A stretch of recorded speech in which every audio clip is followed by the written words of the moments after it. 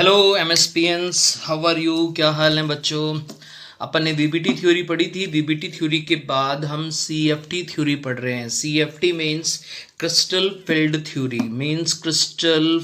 Theory, ये जो theory है बेटा वो वीबीटी से जस्ट अपोजिट है। वीबीटी थ्योरी में हम ये बताते थे कि इन metal and ligands, bond between metal and ligand is coordinate, while in CFT define bond between metal and ligand is ionic। एकदम जस्ट रिवर्स हो जाएगा। वीबीटी कहती थी कि मेटल और लिगेंड के बीच में कोऑर्डिनेट बॉन्ड बनेगा, जबकि सीएफटी कहती है कि मेटल और लिगेंड के बीच में आयोनिक बॉन्ड बनेगा। सीएफटी थ्योरी में first point, it was given by scientist Bethe and Black. उसके बाद second point, according to this theory ionic bond present between ligand and metal instead of coordinate bond VBT. According to VBT means VBT explain ये करती थी कि metal और ligand के बीच में कोऑर्डिनेट बॉन्ड बनता है, लेकिन ऐसा नहीं होता। सीएफटी जो साइंटिस्ट बेथे ने दी थी उसने कहा कि according to CFT bond between metal and ligand nature is ionic. Metal lose electron क्या करता है? According to CFT metal lose electron and behave as cation. अगर मेटल इलेक्ट्रॉन लूज करेगा तो ऑब्वियस है कि वो कैटायन में कन्वर्ट हो जाएगा। एंड लिगेंड्स के पास में क्या होते हैं बेटा? लॉन पेयर्स होते हैं। तो due to presence of lone pair ligand behave as anion. Anion means species which have negative charge, and cation which have species which have positive charge, and bond between cation and anion is ionic in nature. So according to CFT bond between metal and ligand will be ionic in nature. According to CFT when a ligand come towards to metal ion, then d generate orbital of D orbital. D generate का मतलब क्या होता है बेटा? Those orbital which have same energy, है ना। D के आपको पता होंगे कि डी के कितना ऑर्बिटल्स होते हैं? 5 होते हैं, और 5 की एनर्जी सेम है, उन्हें हम कहते हैं डी जनरेट ऑर्बिटल्स। तो क्या होगा? To metal ion then degenerate orbital of d orbitals of metal ion undergoes splitting and forming 2 set. मतलब क्या होगा कि जैसे ही आयोनिक बॉन्ड बनने के लिए मेटल आयन के पास लिगेंड आएगा तो जो मेटल के डीजनरेट डी ऑर्बिटल्स हैं, डीजनरेट मतलब सेम एनर्जी के जो डी ऑर्बिटल्स होंगे वो रिपल्शन के कारण स्प्लिट हो जाएंगे। स्प्लिट का मतलब हो जाएंगे उनका 2 एनर्जी सेट बन जाएंगे। मतलब जैसे ऑब्वियस है कि नंबर ऑफ ऑर्बिटल्स कितने होते हैं डी के अंदर? 5, तो उनके सेट बन जाएंगे। 2 3 का बन सकता है, 3 2 का बन सकता है, 1 1 1 2 का बन सकता है। लेकिन वो डिपेंड करता है कि नेचर ऑफ लिगेंड कैसा है और कॉम्प्लेक्स की नेचर कैसी है। तो इसका मतलब जो सेम एनर्जी के जो सेट होंगे, डी के जो सेट होंगे वो स्प्लिट हो जाएंगे, टूट जाएंगे and forming 2 set. A first is higher energy set और उस second is lower energy set. जो हायर एनर्जी सेट होता है उसमें 2 ऑर्बिटल्स होते हैं, और जो लोअर एनर्जी सेट होता है उसमें 3 ऑर्बिटल्स होते हैं। 2 ऑर्बिटल 3 ऑर्बिटल जनरली, ये बात मैं ऑक्टाहेड्रल कॉम्प्लेक्सेस के लिए आपको बता रहा हूँ। Octahedral complexes means those complexes in which number of ligand is 6, है ना। एंड ऑक्टाहेड्रल कॉम्प्लेक्सेस के अंदर चाहे वो sp3d2 हो या d2sp3, बोथ टाइप के कॉम्प्लेक्सेस में ये बात लगेगी। तो 2 ऑर्बिटल कौन कौन से होंगे? dx square, y square and dz square. और जो 3 ऑर्बिटल्स होंगे, अच्छा, इन 2 ऑर्बिटल्स को अपन कलेक्टिवली बोलते हैं बेटा ईजी ऑर्बिटल। कौन सा ऑर्बिटल? Easy orbital. और ये जो 3 ऑर्बिटल्स है इनको हम कलेक्टिवली बोलते हैं t2z। और ये कौन कौन से होते हैं? dxy, dyz और dzx। dxy, dyz और dzx। तो आपको पता है कि पहले तो मैं आपको ये बताता हूँ कि नंबर ऑफ डी ऑर्बिटल्स जो होंगे इन डी सबसेल्स वो कितने होते हैं? 5 होते हैं। कौन कौन से होते हैं? तो पहला होता है बेटा dxy, सेकंड dyz और dzx। ये तीनों में क्या होता है आपको बताइए कि डी की जो शेप होती है वह कैसी होती है? डबल डंबल होती है। डबल डंबल का मतलब ये 1 डंबल और ये 2 डंबल। तो हम कहते हैं कि जैसे xy बनाया है, यहाँ पे xy तो एक x ले लिया, एक y ले लिया, और उसके बीच में क्या कर दिया? इलेक्ट्रॉन की लॉब्स लगा दी। यहाँ zx है तो एक z एक्सिस ले ली, एक y, कोई सी भी ले सकते हो आप, z और y। तो आपने एक z ले ली, एक y ले ली, और उसके अकॉर्डिंग यहाँ पे dzy बन गया। यहाँ पे xz है तो एक z ले लिया आपने एक्सिस, एक x ले ली, तो इन दोनों के बीच में यानी आपने देखा कि electron lobes are present between the axis. Electron lobe are present between the axis and number of lobes in d orbital is equals to 4, 1 2 3 and 4, and remaining 2 d orbitals, remaining 2d orbitals में क्या होंगे बेटा, एक होगा dx square y square जिसमें क्या होगा, और एक होगा dz स्क्वायर। इसमें क्या होता है कि जो इसमें 4 लॉब्स होती हैं लेकिन electron lobes are present on axis. आप देख रहे हैं एक्सिस के ऊपर है, जैसे एक्स स्क्वायर, इसको माइनस नहीं बोलेंगे, x square dash y square, x square dash y square, एक एक्सिस पे है और एक इस एक्सिस पे, ये इधर से ये इधर से। तो इलेक्ट्रॉन लॉब्स जो होती हैं वो प्रेजेंट ऑन एक्सिस है, जबकि dz स्क्वायर में क्या है, 2 लॉब्स हैं बट दे आर प्रेजेंट, एक 2 lobes, only 2 lobes are present and 1 electron ring, उसके चारों तरफ एक इलेक्ट्रॉन की रिंग होती है। dz स्क्वायर ही एक ऐसा ऑर्बिटल होता है जिसमें नंबर ऑफ लॉब्स कितनी होती है बेटा, 2। अब इसके बाद हम बात करते हैं, अगर हम बात करें स्प्लिटिंग इन ऑक्टाहेड्रल कॉम्प्लेक्सेस की सेकेंड वीडियो के अंदर। तो अच्छा, 1 मिनट में आपको वापस रिवाइज करा देता हूँ। अकॉर्डिंग टू CFT मेटल और लिगेंड के बीच में जो बॉन्ड बनेगा उसका नेचर कैसा होगा, आयोनिक होगा, पहली बात। सेकेंड, जैसे ही लिगेंड मेटल के पास आएगा तो मेटल के आयंस के जो डी सबसेल के ऑर्बिटल्स हैं वो स्प्लिटिंग करेंगे, और वो स्प्लिटिंग जो करेंगे वो 2 एनर्जी सेट्स में करेंगे। अगर ऑक्टाहेड्रल कॉम्प्लेक्सेस होगा, एक बनता है इजी सेट, एक हायर एनर्जी का सेट होता है, एक लोअर एनर्जी का सेट होता है। हायर एनर्जी सेट्स में 2 ऑर्बिटल्स होते हैं, they are collectively known as e g, while in lower energy set 3 orbitals are present which are collectively known as T2G orbitals। फिर उसके बाद में हमने शेप बात करी कि number of orbital in d subshell are 5, और वो कौन कौन से हैं, DXY, DYZ एंड DZX।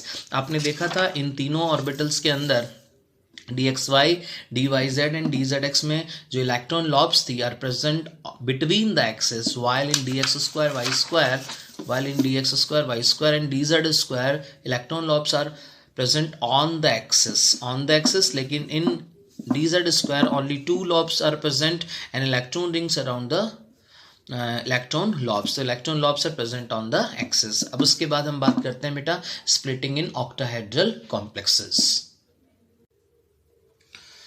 हाँ बेटा, हम डी ऑर्बिटल की शेप के बाद सेकंड वीडियो में हम बात कर रहे हैं, ये हमारा CFT के लिए सेकंड वीडियो है, splitting in octahedral complex. Octahedral complex means क्या होगा, नंबर ऑफ लिगेंड कैसे होंगे, 6 होंगे, ऑब्वियस। अभी आपको भूल जाना है कि यहाँ पे कौन सा हाइब्रिडाइजेशन होगा, क्योंकि हम आयोनिक अगर बॉन्ड बना रहे हैं तो हाइब्रिडाइजेशन की बात ही नहीं होती है, because hybridization is the property of coordinate और covalent bond, it is not the property of ionic bond. अगर आयोनिक बॉन्ड बन रहा है, CFT कह रही है आयोनिक बॉन्ड बन रहा है, तो आप हाइब्रिडाइजेशन की बात को भूल जाइए। तो मैं आपको किस तरीके से एक बार स्प्लिटिंग को देखते हुए अपन इसको डिफाइन करते हैं। सबसे पहले हम मानते हैं कि जैसे मान लीजिए ऑक्टाहेड्रल कॉम्प्लेक्स है, तो ऑक्टाहेड्रल कॉम्प्लेक्सेस में क्या होगा, 4 लिगेंड जो होंगे, 4 ligands are in plane and 1 above the plane and 1 below the plane. ये जो लिगेंड्स होंगे वो मेटल आयंस के, सेंट्रल मेटल आयन है उसके पास अटैक करने के लिए आएंगे, लेकिन आपको ये ध्यान में रखना है कि जब इनका अटैक होता है तो ये एक्सिस पर अटैक करने आते हैं, मतलब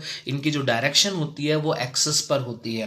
अब आपको एक बहुत ही इंपॉर्टेंट बात बताता हूं कि जैसे मान लीजिए ये लिगेंड्स अगर एक्सिस पर आएंगे तो यहाँ पर हमारे जो डीजनरेट ऑर्बिटल्स होते हैं, डी के कितने ऑर्बिटल्स होते हैं, तो अपन ने कहा सर 5 ऑर्बिटल्स होते थे। कौन कौन से बेटा, DXY, DYZ, DZX, dx square y square और dz स्क्वायर। आपको पता है ये दोनों जो ऑर्बिटल्स थे इनमें electron lobes on the axis थी। dx स्क्वायर वाई स्क्वायर यानी dz स्क्वायर के अंदर जो थी electron lobes on the axis थी, और जो लिगेंड अटैक करने आ रहा है मेटल की तरफ वो भी ऑन द एक्सिस आ रहा है। इसका मतलब लिगेंड के रास्ते में कौन आएंगे, dx स्क्वायर वाई स्क्वायर और dz स्क्वायर आएंगे, क्योंकि वो उनकी जो इलेक्ट्रॉन लॉब्स है they are present on the axis. तो रिपल्शन ज़्यादा होगा तो स्प्लिटिंग जब होगा तो हाई एनर्जी जो होगी वो उनकी होगी और लोअर एनर्जी किनकी होगी, those orbital which electron lobes are present between the axis. मतलब आप यहाँ पे देखिए DXY, DYZ, DZX में जो इलेक्ट्रॉन की लॉब्स थी वो एक्सिस के क्या थी, बीच में थी, तो वो रिपेल कम होगी जिससे उसकी एनर्जी पैरेंटल से कम हो जाएगी और इजी ऑर्बिटल की जो एनर्जी है वो पैरेंटल से ज़्यादा हो जाएगी। आप एक बार स्क्रीन देखिए। सबसे पहले ये मेटल के पास डी जनरेट ऑर्बिटल थे। जी जनरेट ऑर्बिटल मैंने इसको क्यों कहा, क्योंकि इन सब की एनर्जी सेम है। जैसे मान लीजिए एनर्जी को शो करने के लिए मैंने एक एरो लगा दिया, इन सब की एनर्जी क्यों है डीजनरेट। अब इनमें क्या हुआ, जैसे ही इनके पास ये 6 लिगेंड आ गए, 6 लिगेंड आ गए तो ये डीजनरेट ऑर्बिटल ये एक्साइटेड हो गए तो थोड़ी एनर्जी और बढ़ गई। तो हम एनर्जी का ये इस तरीके से एरो बढ़ता हुआ आपको इंक्रीजिंग ऑर्डर दिखा रहा है। अब अगर एनर्जी बढ़ गई तो इसकी थोड़ी सी हमने कहा ये एक्साइटेड ऑर्बिटल्स हो गए। अब एक्साइटेड होने के बाद में क्या होगा, एनर्जी अगर बढ़ती है तो अनस्टेबिलिटी आती है और एनर्जी के बढ़ने के बाद ये स्प्लिट होंगे। तो मैंने आपको बताया कि वो ऑर्बिटल जो कि एक्सिस पर प्रेजेंट होंगे वो स्प्लिट होंगे इस तरीके से कि वो हायर एनर्जी सेट में चले जाएंगे, क्योंकि अगर रिपल्शन होता है तो एनर्जी बढ़ती है और रिपल्शन अगर कम होगा तो एनर्जी कम हो जाएगी। तो हमारे dx² y² और dz² के अंदर स्प्लिटिंग से एनर्जी आपने देखा ये स्प्लिट हो गया। स्प्लिट का मतलब टूट गया। जो 5 ऑर्बिटल थे वो 3 ऑर्बिटल में एक 3 ऑर्बिटल का सेट बन गया जिसको हमने बोला लोअर एनर्जी सेट। एक 2 ऑर्बिटल का सेट बना जिसको हमने बोला हायर एनर्जी स्टेट। यानी ये टोटल 5 थे। ये एनर्जी है। इन अपन कह सकते हैं कि energy of e g orbital is higher than parental orbital and energy of T2z orbital is lower than parental orbital. तो ईजी ऑर्बिटल कौन कौन से होंगे बेटा, dx² y² और dz² को अपन इजी ऑर्बिटल बोलेंगे। dxy dyz और dzx को इसको हम T2z ऑर्बिटल्स बोलते हैं। आपने कहा सर इनकी एनर्जी कम क्यों हुई, क्योंकि ये एक्सिस के बीच में थे जहां रिपल्शन कम हुआ इसलिए एनर्जी भी कम हुई। ये एक्सिस के ऊपर थे और हमारा लिगेंड जो अटैक करने आ रहा था वो एक्सिस पर आ रहा था, एक्सिस के अलॉन्ग आ रहा था। तो जो उसके रास्ते में आएगा तो ऑब्वियस वो ज़्यादा रिपेल होगा और ज़्यादा रिपल्शन अगर होगी तो एनर्जी बढ़ेगी और एनर्जी इतनी बढ़ गई कि पेरेंटल से भी ज़्यादा हो गई। अब हम इन दोनों के एनर्जी डिफरेंस को क्या कहते हैं, इजी और T2z के बीच के एनर्जी डिफरेंस को हम टोटल कहते हैं बेटा डेल ओ। डेल ओ हम कहते हैं। डेल ओ का मतलब होता है यहाँ पे, इस डेल ओ को हम ये कहते हैं कि डेल ओ का मतलब है क्रिस्टल फील्ड स्प्लिटिंग एनर्जी, यानी इन दोनों के बीच के एनर्जी का gap. Crystal field splitting energy between easy and T2z orbital के बीच में। अब ये जो वैल्यूज होती है यहाँ से लेकर यहाँ तक की वैल्यूज को हम प्लस 0.6 डेल ओ भी बोलते हैं या 6 DQ भी बोलते हैं। नीचे वाली जो वैल्यू होती है हम उसको माइनस में, क्योंकि ये पैरेंटल से नीचे है लेकिन ये प्लस में नहीं है, माइनस में है क्योंकि नीचे की तरफ दिखा रहे हैं, इसको ऊपर की तरफ प्लस में था। Minus 0.4 del o. अगर आप इन दोनों को जोड़ दोगे तो डेल ओ ही आएगा, क्योंकि प्लस 0.6 को अगर आपने ऐड कर दिया तो दोनों के दोनों जो होंगे वो क्या हो जाएंगे, दोनों का डिफरेंस अगर अपन निकालेंगे तो डेल ओ के क्या इक्वल हो जाएगा। इस डेल ओ को हम कह सकते हैं कि ये 10 DQ के बराबर भी होता है। DQ यहाँ पे क्या है, differential of quanta. Differential of quanta का मतलब क्या है कि एक तो इलेक्ट्रॉन्स है हमारे पास, इलेक्ट्रॉन्स होंगे और दूसरा होगा चार्ज। ठीक है, तो यहाँ पे D जो आया वो तो डिस्टेंस के बीच में आ गया कि दोनों के बीच में डिस्टेंस कितनी थी, दोनों इलेक्ट्रॉन्स के बीच में या मेटल और लिगेंड्स के बीच में कितनी डिफरेंस। और Q क्या हो गया बेटा, चार्ज। तो इसको DQ कहते हैं, डिफरेंशियल ऑफ क्वांटा। अब बात ये आती है यहाँ पे कि सबसे पहले स्प्लिटिंग हो गई। तो देखिए सबसे पहले आपको क्या दिखाना है कि डीजेनरेट ऑर्बिटल है, लिगेंड आए, ये एक्साइटेड हो गए, एक्सप्लाइटेड होने के बाद में स्प्लिटिंग हो गई। स्प्लिटिंग होने के बाद में 2 ऑर्बिटल ऊपर चले गए, 3 ऑर्बिटल नीचे आ गए। जो नीचे आए उन्हें हम क्या कहते हैं, T2z ऑर्बिटल। जो ऊपर गए उनको क्या कहते हैं, इजी ऑर्बिटल। वो कौन थे, वो एक्सिस वाले थे, उनकी एनर्जी बढ़ गई। जो एक्सिस के बीच में थे उनमें रिपल्शन कम हो गया, उनकी एनर्जी कम हो गई, पेरेंटल से कम हो गई। पेरेंटल कौन थे, ये पेरेंटल है, इनकी एनर्जी बढ़ गई और इनकी एनर्जी कम। ये एनर्जी का ऑर्डर था जिसको डिफाइन कर रहा था। ये टोटल वैल्यू जो है 6 DQ, यानी ये वाली जो वैल्यू है वो 6 DQ बोल सकते हैं और उसको अपन क्या बोल सकते हैं, 4 DQ। ठीक है, और ये टोटल जो यहाँ से यहाँ तक है 10 DQ mean differential of quanta, या प्लस 0.6 डेल ओ या माइनस 0.4 डेल ओ भी हम इसको कह सकते हैं। तो इस तरीके से जो होगा वो हम इस वैल्यू को निकाल सकते हैं, इन दोनों का वैल्यू। ठीक है, अब इलेक्ट्रॉन्स के लिए हमें इसमें वैल्यूज निकालनी पड़ सकती है। ठीक है, अब मैं आपको एक कॉन्सेप्ट बताता हूँ कि इलेक्ट्रॉन्स को हम फिलिंग कैसे करेंगे, या लिगेंड अगर स्ट्रांग होगा और वीक होगा तो क्या सर स्प्लिटिंग पे फर्क पड़ता है। अगर मान लीजिए ऑक्टाहेड्रल कॉम्प्लेक्सेस है लेकिन लिगेंड अगर स्ट्रांग होगा तो ऑब्वियस है कि splitting between d orbital is more, और if ligand is weak then obvious splitting is weak compared to strong ligand। तो देखिए if ligand is strong, अगर ligand strong है then crystal field splitting is more। तो आप देख रहे हैं कि T2z और इजी ऑर्बिटल के बीच में मैंने बहुत ज़्यादा डिफरेंस बनाया है ना। ये बहुत ज़्यादा डिफरेंस क्यों बनाया है? क्योंकि लिगेंड स्ट्रांग है, लिगेंड अगर स्ट्रांग होगा तो ऑब्वियस दोनों के बीच में स्प्लिटिंग क्या होगी? वीक। और लिगेंड जो स्प्लिटिंग होगी वो मोर होगी। और अगर हमारा लिगेंड वीक होता, वीक आप जानते हो हम स्ट्रॉन्ग लिगेंड कौन कौन से थे? CO, CN, NO2, ammonia, EDT, ये हमारा स्ट्रॉन्ग लिगेंड है। अगर लिगेंड वीक होगा तो स्प्लिटिंग कम हो जाएगी। अब याद रखना कि अगर लिगेंड स्ट्रॉन्ग है तो हम इसको बोलते हैं क्रिस्टल फील्ड स्प्लिटिंग एनर्जी, और ये क्या होता है? Pairing energy. तो अगर लिगेंड स्ट्रॉन्ग होता है तो क्रिस्टल फील्ड स्प्लिटिंग एनर्जी की वैल्यू पेयरिंग एनर्जी से क्या होती है? ज़्यादा होती है। डेल ओ को हम कहते हैं crystal field splitting energy, pairing energy, और इसको ऑक्टाहेड्रल कॉम्प्लेक्स। ठीक है, अब इसके बाद में हम थोड़ा सा और आगे चलते हैं, स्प्लिटिंग के बारे में थोड़ा सा डिफाइन करते हैं आपको कि अगर लिगेंड वीक होता देन व्हाट हैपन। तो देखो, इफ लिगेंड इज वीक, अगर लिगेंड वीक होता तो डीजनरेट ऑर्बिटल एक्साइटेड में जाते। फिर आपने देखा यहाँ पे स्प्लिटिंग का लेवल जो है, एनर्जी लेवल CFSE की वैल्यू स्ट्रॉन्ग के कंपैरिजन क्या थी बेटा? कम। यहाँ पे पेयरिंग एनर्जी जो होगी वो CFSE इन ऑक्टाहेड्रल कॉम्प्लेक्सेस से क्या होगी? कम। यानी पेयरिंग एनर्जी की वैल्यू पेयरिंग एनर्जी की वैल्यू ज़्यादा होगी किससे? CFSE से। जबकि लिगेंड अगर स्ट्रॉन्ग था तो CFSE की वैल्यू जो थी वो पेयरिंग एनर्जी से ज़्यादा थी। तो pairing energy is more then crystal field splitting energy. तो ये कॉन्सेप्ट आप एक बार वापस देखें, मैं आपको वापस इसको बता रहा हूँ कि किस तरीके से हमने कहा कि अगर मान लीजिए हम ऑक्टाहेड्रल कॉम्प्लेक्स की बात कर रहे हैं, और ऑक्टाहेड्रल कॉम्प्लेक्सेस में हमारे पास अगर कोई भी कॉम्प्लेक्स में लिगेंड का मतलब है कि ऑक्टाहेड्रल कॉम्प्लेक्स का मतलब है कि नंबर ऑफ लिगेंड 6 होंगे। अगर लिगेंड वीक होगा, अगर लिगेंड स्ट्रॉन्ग होगा तो स्प्लिटिंग पे फर्क पड़ेगा। सबसे पहले जो होंगे वो डीजनरेट ऑर्बिटल कन्वर्ट होंगे एक्साइटेड ऑर्बिटल में, एक्साइटेड ऑर्बिटल स्प्लिट हो जाएंगे T2G और EG में। T2G की एनर्जी पैरेंटल से कम होती है, EG की एनर्जी पैरेंटल से ज़्यादा होती है। EG में 2 ऑर्बिटल होते हैं, dx2, y2 और dz2, जबकि इसमें ऑर्बिटल्स जो होंगे वो 3 होंगे, dxy, dyz और dzx। इनकी एनर्जी कम क्यों होती है? क्योंकि जब लिगेंड आ रहा है, लिगेंड अटैक करने आता है मेटल आयन की तरफ, तो ये जो लिगेंड्स होते हैं उनकी पोजीशन एक्सेस के बीच में होती है, जिससे रिपल्शन कम होता है। यहाँ रिपल्शन क्या होता है? ज़्यादा होता है। इसी तरीके से हम आपको कह सकते हैं कि लिगेंड इज स्ट्रॉन्ग तो स्प्लिटिंग क्या होगी? ज़्यादा। अगर लिगेंड स्ट्रॉन्ग होता है तो क्रिस्टल फील्ड स्प्लिटिंग एनर्जी की वैल्यू पेयरिंग एनर्जी से ज़्यादा होती है, और अगर लिगेंड वीक होता है तो पेयरिंग एनर्जी की value crystal field splitting energy से ज़्यादा होती है। अब हम आपको एक CFSE का एग्जांपल समझाते हैं। हाँ बेटा, इस तीसरे वीडियो के अंदर हम CFT से डिफाइन करेंगे कॉम्प्लेक्स को, कि CFT जो होती है उसमें हम K4FeCN6 के इस कॉम्प्लेक्स को कैसे समझा सकते हैं। तो सबसे पहले तो समझाने के लिए आप इस कॉम्प्लेक्स को, जैसे हम इसको किस तरीके से हम इसको समझा सकते हैं, तो आप सबसे पहले तो ये देखिए कि K4FeCN6 जो है वो CFT से अपने को समझना है। तो first we determine the oxidation state. आप देखिए कि नंबर ऑफ लिगेंड कितने हैं? 6 हैं। तो ऑक्टाहेड्रल कॉम्प्लेक्स हो गया, लिगेंड कैसा है? स्ट्रॉन्ग। तो ऑक्टाहेड्रल कॉम्प्लेक्स हो गया, स्ट्रॉन्ग लिगेंड है। तो लिगेंड अगर स्ट्रॉन्ग है तो आपको मैंने एक बात बताई थी कि क्रिस्टल फील्ड स्प्लिटिंग जो होगी वो ज़्यादा होगी, यानी difference between energy difference between T2G and EG orbital is more. यानी यहाँ पर आप पूछोगे कि हाइब्रिडाइजेशन कौन सा होगा, तो मैं आपको बता दूं हाइब्रिडाइजेशन नहीं होगा, क्योंकि hybridization is not the property of ionic compound, hybridization is the property of covalent और कोऑर्डिनेट कंपाउंड।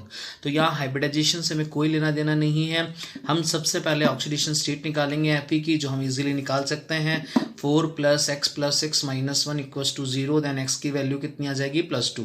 तो ऑक्सीडेशन स्टेट +2 होने के बाद हमने इलेक्ट्रॉनिक कॉन्फ़िगरेशन लिखा, वो Fe26 है। ग्राउंड स्टेट क्या कह रही है? Argon 3d6 4s2। It means 4s2 means +2 है। ऑक्सीडेशन स्टेट जो है वो इसकी कितनी है? +2। तो 26, तो +2 के अंदर मतलब क्या करेंगे? 2 electron are remove which are release from 4s2। तो 2 electron are remove from ground state, then configuration is Fe +2 = argon 3d6। अब हम सबसे पहले आपको ये बनाना पड़ेगा, एक एनर्जी का ऑर्डर बनाना पड़ेगा। ये इंक्रीजिंग एनर्जी ऑर्डर है, जिसमें इलेक्ट्रॉनिक कॉन्फ़िगरेशन D के अंदर जो है उसका 3d6 है, means 6 electrons are present in this orbital. सबसे पहले हम 1 2 3 4 5 और 6 इलेक्ट्रॉन को अरेंज करेंगे। इन्हें हम डीजनरेट ऑर्बिटल्स बोल रहे हैं। रहे हैं, डीजनरेट ऑर्बिटल क्यों बोल रहे हैं? Because their energy is same. जब ये लिगेंड आएंगे तो रिपल्शन होगा, रिपल्शन से इनकी एनर्जी बढ़ जाएगी, तो हम इनको कहेंगे एक्साइटेड स्टेट में आ गए। जब एक्साइटेड स्टेट में आने के बाद इनकी एनर्जी थोड़ी और रिपल्शन ज़्यादा होता है तो ये स्प्लिट हो जाएंगे। और आपको बताया था अगर स्प्लिट होते हैं तो अगर ऑक्टाहेड्रल कॉम्प्लेक्स अगर स्प्लिट होता है तो वो दो एनर्जी सेट में जाएगा, एक हायर एनर्जी सेट, एक lower energy set. Higher energy set में कितने थे? 2 orbitals dx² y² and dz² and these are collectively known as e g, while in lower energy set 3 orbitals are present, dxy, dyz and dzx, and they are collectively known as T2g orbital, and their difference, complete difference is known as del O. This value equals to plus 0.6 del O and this value equals to minus 0.4 del O. इन दोनों का difference अगर हम करें, इन दोनों का difference करेंगे तो वो del O के इक्वल आएगा। मतलब 0.6 del O में से अगर आप 0.4 del O माइनस का माइनस करोगे तो वो डेल ओ के इक्वल हो जाएगा, जो कि डेल ओ के इक्वल है। और डेल ओ को हम क्या कहते हैं? Crystal field splitting energy. अब सबसे इंपॉर्टेंट बात आ रही है कि सर इलेक्ट्रॉन कैसे फ्री इसमें पेयर्ड करेंगे हम, क्योंकि K4 Fe6 को हमने जब वीबीटी थ्योरी से डिफाइन किया था तो इसका नेचर अनपेड इलेक्ट्रॉन इसमें थे नहीं, क्योंकि अनपेड इलेक्ट्रॉन पेयर्ड हो गए थे। तो इसका नेचर कैसा आ रहा था? डायामैग्नेटिक आ रहा था। तो हमारे को यहाँ पे भी हमें कैसे इस चीज़ को प्रूव करेंगे? तो आप ध्यान रखना कि जो वीबीटी से रिजल्ट आ रहा था वही सीएफटी से भी रिजल्ट आना चाहिए, और सीएफटी ज़्यादा ऑथेंटिक है एज कम्पेयर टू वीबीटी। तो अब आपने क्या करा? ये 6 इलेक्ट्रॉन को आपको फिल करना है। तो सबसे पहले इलेक्ट्रॉन कहाँ फिल करोगे? सबसे पहले ऑब्वियस है कि नीचे वाले ऑर्बिटल में फिल करेंगे, 1 2 3 और इलेक्ट्रॉन को फिल करने के बाद आपके पास आता है कि सर 4th इलेक्ट्रॉन कहाँ फिल करेंगे? तो मैं आपको यहाँ पे जो इम्पोर्टेंट बात बताने जा रहा हूँ वो क्या है कि अगर मान लीजिए लिगेंड स्ट्रांग है, क्योंकि हमें कॉम्प्लेक्स को देखकर पता चल जाएगा कि हमारा जो कॉम्प्लेक्स है उसको देख कर पता चल जाएगा कि लिगेंड का नेचर कैसा है। लिगेंड स्ट्रांग है तो स्प्लिटिंग ज़्यादा हुई। तो इस कंडीशन के अंदर अगर आपको बताया भी था कि लिगेंड स्ट्रांग होता है, if ligand is strong, if ligand is strong then क्या होगा? क्रिस्टल फील्ड स्प्लिटिंग एनर्जी की वैल्यू पेयरिंग एनर्जी से क्या होती है? कम होती है। यानी इलेक्ट्रॉन वो काम करना पसंद करेगा जो कम एनर्जी में ही हो जाए। तो आपने जैसे इसमें 1 इलेक्ट्रॉन भरा, फिर 2nd भरा, फिर 3rd भरा, फिर 4th इलेक्ट्रॉन ऊपर नहीं जाएगा और 5 ऊपर नहीं जाएगा, 4th इलेक्ट्रॉन यहीं पेयर्ड होगा, 5th यहीं हो जाएगा, 6th हो जाएगा। उसके बाद अगर इलेक्ट्रॉन बचेंगे तो वो ऊपर जाएंगे। अगर मान लीजिए यही D6 कॉन्फ़िगरेशन वीक लिगेंड में होता तो आप क्या करते? 1st 2nd 3rd, उसके बाद में ऊपर जाता 4th 5th, उसके बाद में पेयरिंग होती। यही यहाँ पे डिफरेंस होता है स्ट्रॉन्ग और वीक लिगेंड में। तो स्ट्रॉन्ग लिगेंड में क्या करना है? सबसे पहले हमें इन D6 इलेक्ट्रॉन को फिल करना है।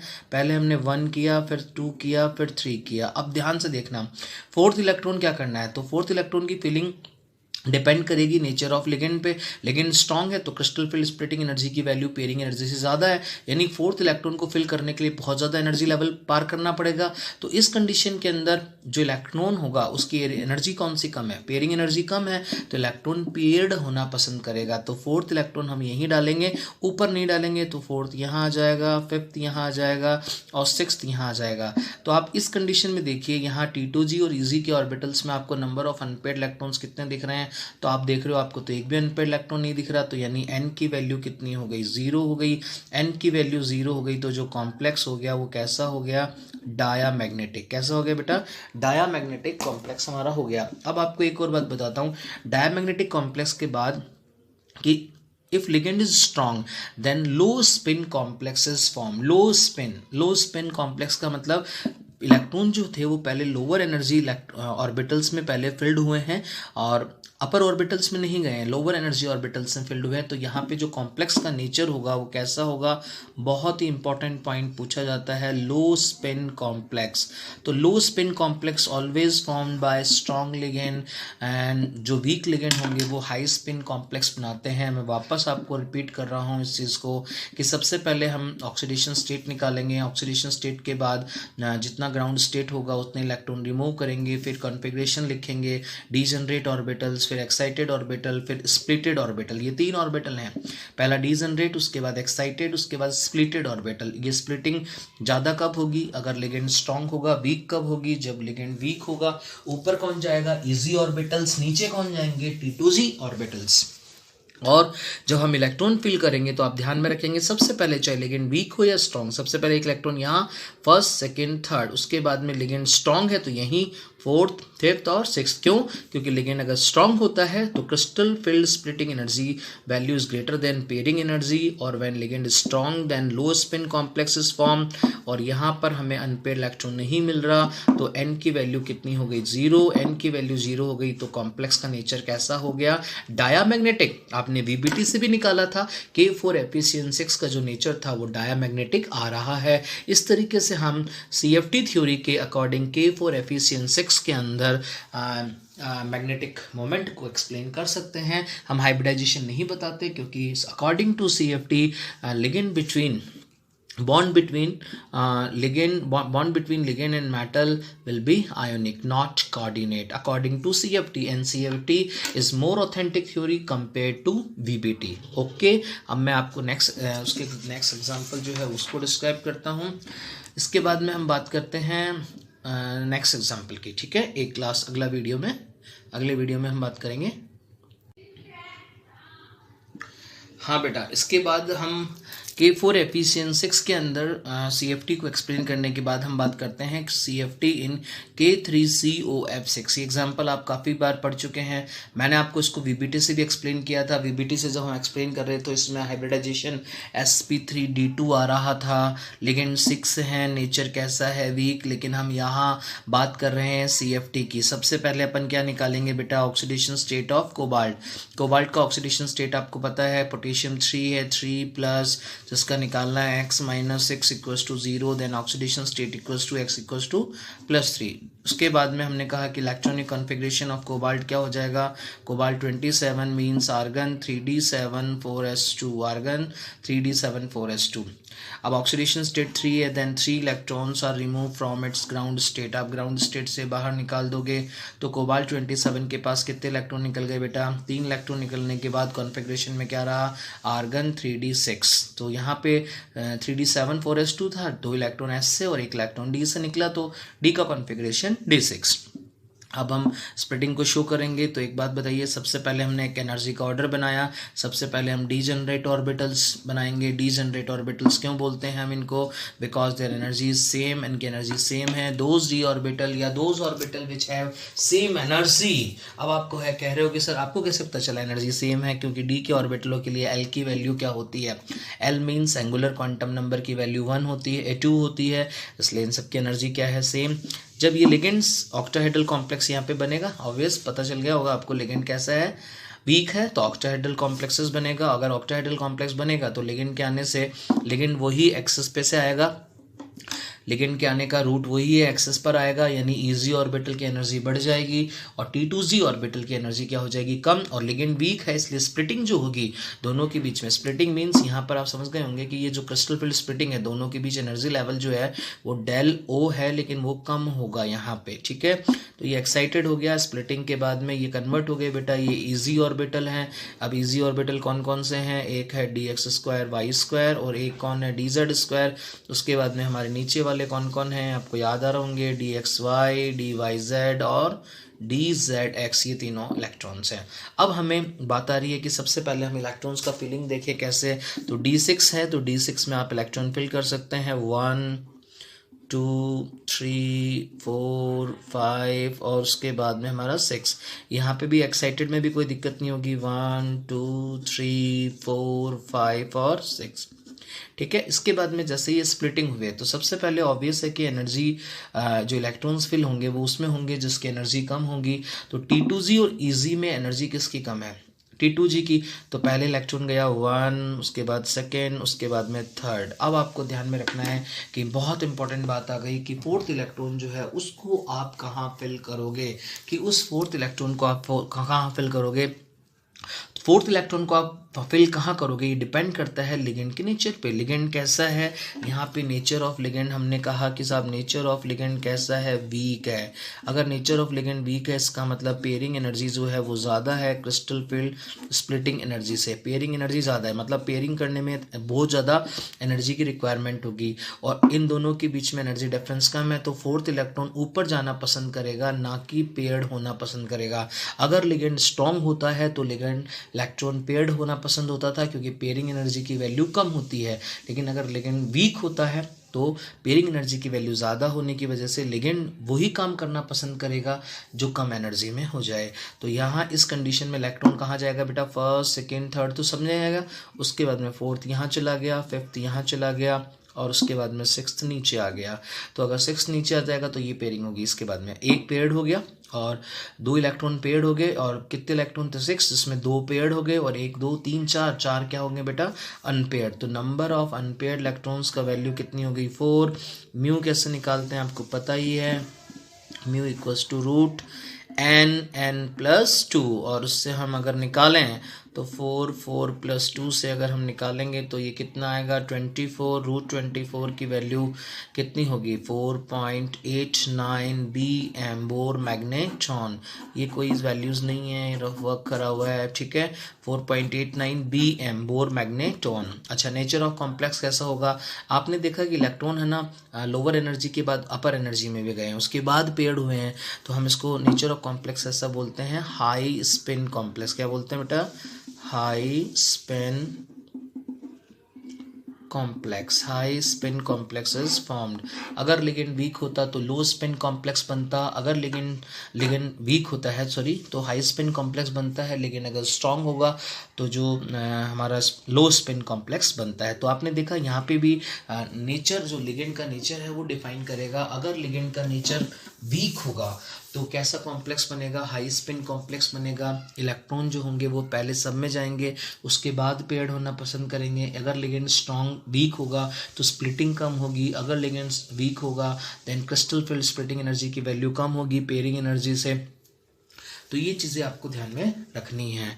तो इस तरीके से आप इन दोनों को समझना, कंपेयर करना, और उसके बाद में आपको अब नेक्स्ट वीडियो के अंदर अपन टेट्राहेड्रल अरेंजमेंट में शो करेंगे। लेकिन आप पहले भी, अच्छा रिजल्ट जो है आपने इसका जो रिजल्ट VBT से निकाला था वो भी आप देखना अपनी कॉपी के अंदर, 4.89 आया था।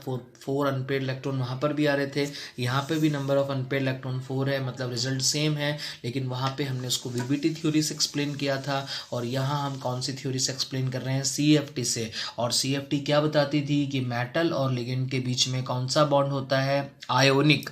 आयोनिक बॉन्ड में मेटल क्या करता है, metal release electron behave as cation, while ligand due to presence of lone pair behave as anion, and bond between cation and anion nature is ionic। यहाँ पे स्प्लिटिंग होती है, स्प्लिटिंग डिपेंड करती है नेचर ऑफ लिगेंड्स पे, कौन सा ligand strong है कौन सा वीक है ये आपको पता है। अगर लिगेंड स्ट्रॉन्ग होता है तो लो स्पिन कॉम्प्लेक्स बनता है, और अगर लिगेंड वीक होता है तो हाई स्पिन कॉम्प्लेक्स बनता है। अगर लिगेंड स्ट्रॉन्ग होता है तो value of CFSE is more than pairing energy, अगर लिगेंड वीक होगा then pairing energy is more CFSE। इस कॉन्सेप्ट को आप ध्यान में रखना। इस कॉन्सेप्ट को करने के बाद आप इजीली इन कॉम्प्लेक्सेस को कर सकते हैं। मेरी बात याद रखना, वापस बता रहा हूँ, CFT में किसी भी टाइप का हाइब्रिडाइजेशन नहीं होता है, because hybridization is the property of covalent और coordinate compound, is not the property of ionic compound. ठीक है, इसके बाद हम अगले वीडियो में चलते हैं। ये हमारा वीडियो नंबर 4 था।